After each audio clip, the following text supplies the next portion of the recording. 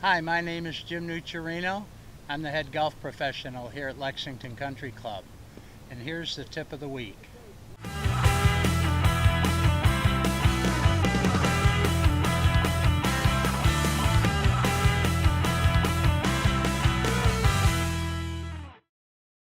Today, I'd like to give you a few tips that hopefully will help you improve your putting.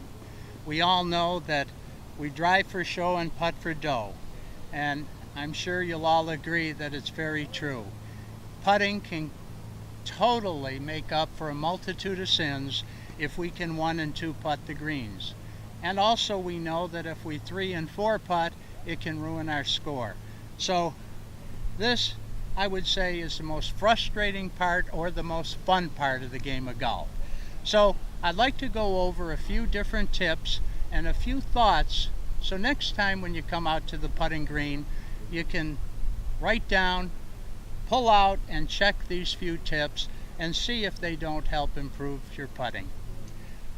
Number one, I want to talk about feel, because we all know if we haven't played for quite a while, usually we say, I've lost my feel. I don't have a feel for putting. I've got to get out there and practice.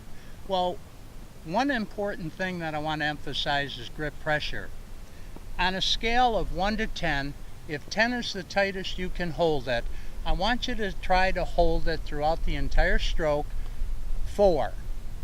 Okay? I know it's easier said than done. If you notice, take your putter and extend it straight out and get a feel for what 10 would be. So hold it straight out and hold it as tight as you can. We're going to call that 10. After you do that, keep the putter there and then try to feel 4. And right away you're going to feel the head of the club drop. And all of a sudden you can feel the club head. So that's one important reason why we want to keep constant grip pressure throughout the entire stroke. So many times a change in swing speed is preceded by a change in grip pressure. So how many times have you gone out and you take it back with a comfortable grip of maybe 4 or 5, and on the way through you grab it tight, and that of course stops the putter head and decelerates the club head. And that, of course, in my opinion, is the number one problem that putters have, decelerating. Another way they decelerate is by taking it back too far and slowing down. So that, of course, we don't want. So by thinking grip pressure of 4 throughout the stroke, the putter head won't stop. It'll keep going through. Once you grab it tight, it of course stops and we decelerate. That's when the putter head goes off the line, and also, of course, we mishit it. So it's so important to keep that in mind. Also, we want to keep away from thinking hands and wrists. I know it's natural to use hands and wrists, but that's something that you really don't want to have in your putting stroke, because there's so many times using the hands and wrists we're going to hit it either too hard or too soft.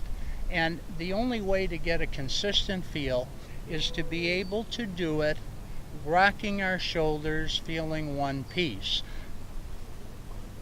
Rock, rock.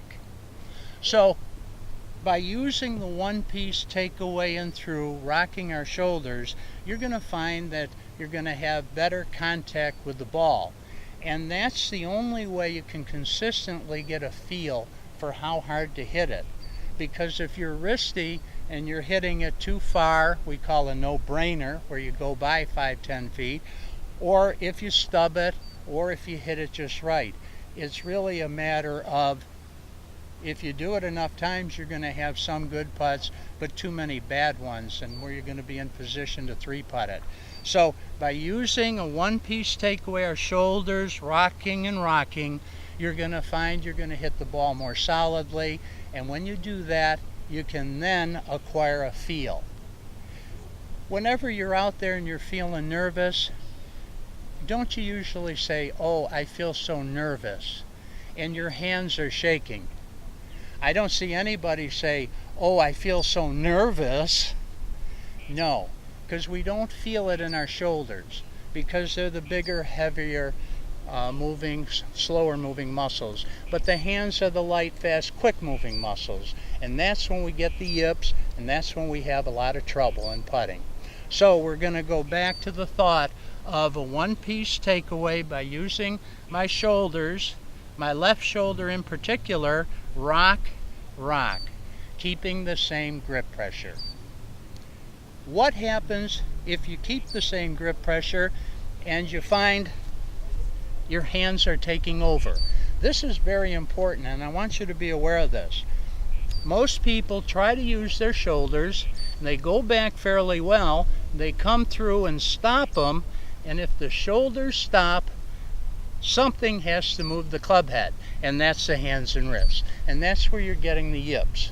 So I want you to be aware of the shoulders rocking through. Okay? Back, through. Very important. I'd like to demonstrate using the rocking of the shoulders.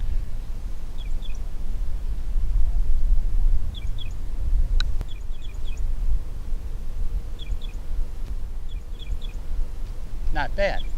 So if you can stay away from your hands and wrists, merely use the hands for feel. By gripping it at a 4, you're going to have real good feel, and you're going to have a consistent stroke going through the ball, accelerating through it, and not decelerating. When you do that, you're going to find you're going to have a lot more 1 and 2 putts. Try it, and I think it'll improve your putting quite a bit.